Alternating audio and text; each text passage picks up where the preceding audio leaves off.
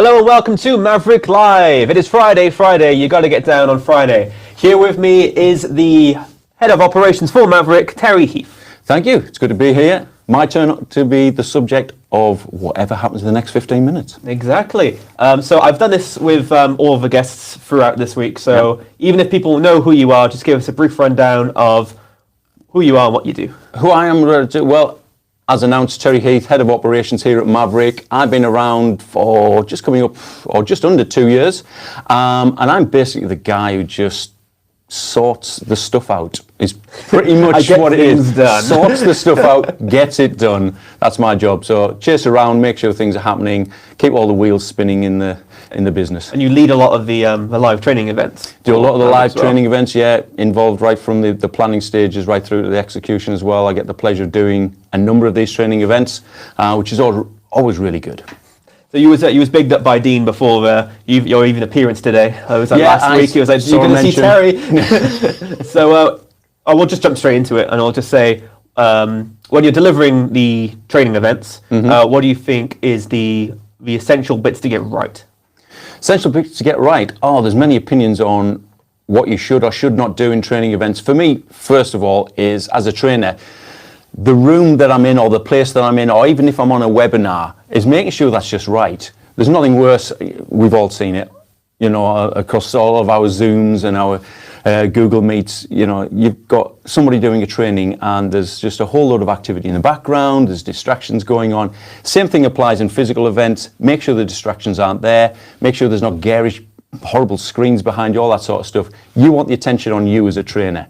And so, that's one of the first things I always make sure. You need the equipment right, you need the right atmosphere, everyone needs to be sat down and prepared and ready to roll, essentially. Yeah, absolutely. When you walk in for a physical event, which, we all look forward to getting back to in 2021, making sure that atmosphere in the room is good. There's nothing worse than a cold room. There's nothing worse than it's just dead silent. It's like you walk into a morgue and everyone is looking at each other, and if they've all come from different companies, nobody knows each other. You want to break that down straight away. You want to get people talking, make sure it's a bit of music in the background before it starts, all of that, set the atmosphere. Yes, before the pandemic, people even then would sit like a couple of seats away from each other, and it would be this air of everyone sort of waiting for a bus or something. Absolutely. It wasn't like a networking event. It wasn't a nice environment, but as soon as you put the music on, as soon as you have someone at the front greeting you, and you've got your information there. I feel like there's also the handouts as well, which is hard to do online,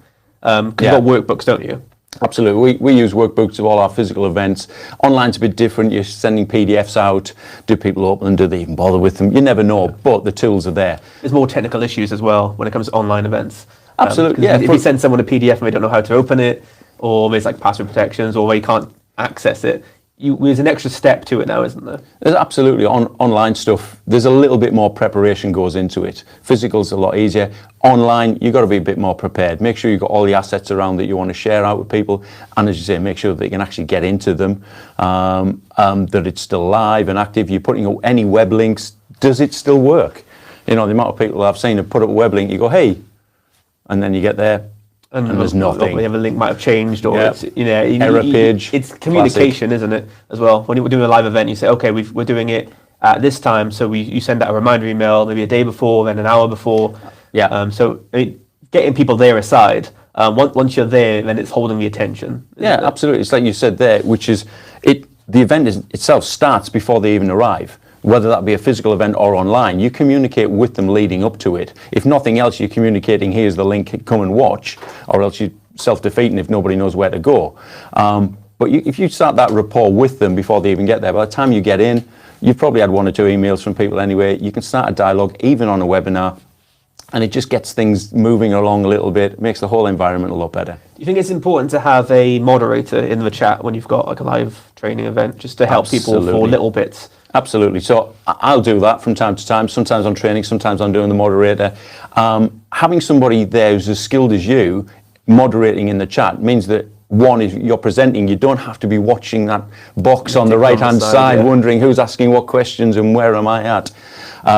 They can be answering stuff on your behalf, bringing things to your attention as well. And it just keeps everything ticking along, keeps everything running smoothly. Yeah, because you can get a lot of people are in different probably stages of their training. So when it comes to questions, do you prefer to take questions as they come in, or do you prefer to do a Q&A at the end? Personally, I prefer them as it's happening. I'd rather people talk about the things that are right on their mind at that moment, because we're all the same. If you tell everybody, let's wait till the end of the session, I'll answer your questions, half of them will have forgot what they were thinking at the time. Yeah. And then there's the old adage, which is if somebody asks a question, you can probably guarantee somebody else on the webinar or in the room is thinking the same thing, they just didn't have the courage to shout out. Sometimes they'll have questions which could lead into a whole new webinar, because they'll say, oh, it's just a quick thing, but can you explain this? But then it can kind of derail you in a sense, but it's all about trying to bring it back in, give them just enough of an answer to say, oh, we can deal with this in the future. Yeah, it's having the self-discipline as you're training. You know where you want to get to, and you know the journey you want to take to get people there. So any questions that come along, you've got to keep it on track. Yeah. So any questions that go off track, You wouldn't answer what's your favourite sandwich yeah. when you're trying to tell people how to use LinkedIn. Probably wouldn't say no to answering that one, as long as they can provide. You could say, well, you could say, you could talk about your favourite sandwich as a content piece, and then you could move in. So it's all about trying to still grab people and bring them back in. Put my subliminal messaging throughout the whole thing and get a free sandwich. Yeah, it sounds great.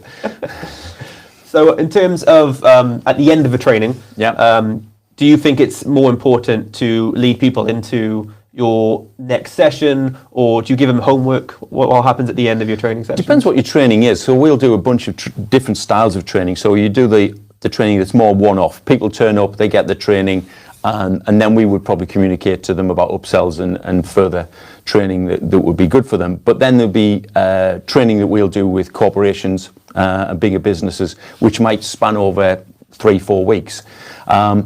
In those cases, definitely, we would give them some homework. Let's get people accountable. Let's get people using the tools and the teaching that they've just received, and get it into action. Most of the stuff that we do, the biggest frustration we have is you pour out all this knowledge and training, and you coach them in this stuff, and then they don't do it. So having something that keeps people accountable from week to week is important. Yeah, I think some people need that. I mean, it's not a condescending thing. It's just making sure that they put the tools into practice. And I think in terms of, like I think most coaches will agree, it's hard to just give out that advice, give out the strategy, and not see the results come in. Because at the end of the day, you really want the results for the people who come to the training, because then they can, praise about it, and then it helps everyone out. Yeah. So I'd say the follow-up is just as important really as the whole training in itself. Absolutely. It's making sure that everyone's actioned what they say we're going to action and moving forward. If they don't, you can go through it again, but it's more of a push. Yeah, that's something a lot of people need. And the sort of business that we are and the culture that we have, which is we don't, and I've been to a lot of these where you turn up for the training and that's the last you hear of them. It's like they've vanished off the planet and left you to just get on with it. We've never been that way. We're always the ones that say, hey, here's our email, here's the phone number, you get stuck, you give us a call. At the end of the day, if they succeed, we succeed. Because they're the ones that are going to give the 5-star ratings on Trustpilot. Yeah. They're the ones that, we take forward to show to other people, say, this is why you should engage with Maverick. And you want to know if the training's working as well, don't you? Absolutely. You want to make sure everyone gets value from it. Yeah, so we want all those case studies and testimonials of people who said, look, I did what you said and it works. I got this contract and this contract, and this new business deal. And that's what, in a sense, it's what makes us tick. When we get those stories back, that's what puts the smile on our face, and it makes it all worthwhile. Well, it leads me into the, our last question to do with this topic. At the end of the training, you've turned everything off, you answered all the questions. What happens next? How do you feel? Personally, you normally go through this personal battle with yourself as, did I deliver everything? 9 times out of 10, you'll come away going, oh crap, I forgot that, and I forgot that, and I forgot that. The truth is, whatever topic we're doing, you know so much more about it than the time allotted to training it. And so you do come away personally going, oh, I'm not sure if I quite hit the nail on the head and stuff like that. But generally, you can... I briefly mentioned this, but I could have gone into more detail by doing this. Yeah, there's more detail. I could have covered that. There's been a few times we'll have long 4 or 5 hour trainings. We'll have a lunch break, not a lunch break, but have a break in the middle. Yeah. And it's that point in the break that you suddenly go, I forgot this and I forgot that. So you do a quick backtrack and then get in. The time constraints are really tough, because I noticed sometimes when Dean's on his live shows, he'll say, oh, I'll go into a quick thing, and he'll be there for an extra 2 hours. Yeah, we are known for that at Maverick. We'll have a 60-minute webinar that never lasts 60 minutes. They're 90 minutes. We've got one of our courses, the Social Selling Accelerator, and we have what was supposed to be a 30-minute Q&A on a Tuesday evening, and it's never been under an hour. Never. Why? Is because people answer their questions. We're quite generous with our time, and freely we'll answer questions, help people with their businesses where we can. Yeah, you have to allocate a little bit more time just in case something appears. You can't just be like, okay, I've got this date, and as soon as this timer comes, we're going to cut it off and we're going to leave. Yeah. Even at the start of our first show, I think Dean was here. We were here for we were 25 minutes, and the time's been 15. So I've been trying to make it a little bit more by the beat. Yeah. Just so we can have that sort of structure. But I'm not going to be that, Yeah, I'm not going to cut someone off when there's a good point. Yeah, and I think sometimes that's the individual's character. Some people just really get into it and they're very conversational and do it, and yet you might find other trainers which it's A, B, C, yeah, and they're done. Do this now, bye. And and they're gone, and that's it. So it really is about the character of the individual, and really the ethics behind the business. We're the sort of business that just says, look, we want you to succeed. That's why we do what we do. If you don't succeed, we're just the miserable people sitting back in the office going, we failed again. So if this was a Boris Johnson campaign, it would be preparation, interest, and I was going to say follow-up, but more of, what's the phrase? Stick around. Yeah, stick around. So a lot of the people we got who come to our events, they stay connected with us after the events because they see the value in what we do, and they know that we're generous with our time, so people stick around. So actually our client base is growing all the time. It's not a case of come in, get something, disappear. Yeah. A lot of people stick around for quite some time. It's hardly a conveyor belt process anymore when it comes to obviously business support. No, you've got to build relationships with these people. They need to trust you and have the confidence to know what you're saying is true and it works. Fantastic. If you have any questions for Terry now or in the future, he will be on the show. Just like I say with Vasco and Dean, we'll myself, we're all going to be here. Next year, we're going to be doing a lot more shows. So if there's any topics or questions you really want us to delve into, let us know. Comment. We'll look through the comments again, and we can even devise a whole show just around your questions. Because that would feel absolutely. What's the? I can't see if there's a camera in my face. What time are we on now, guys? 1:30. Oh, are we dead on again? Fantastic.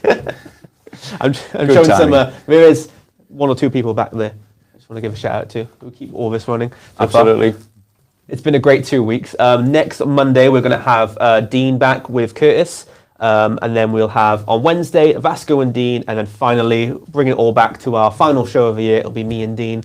But thank you so much for coming on, Terry. No problem. It's been good. And we'll see you in the new year. Absolutely. Bye now.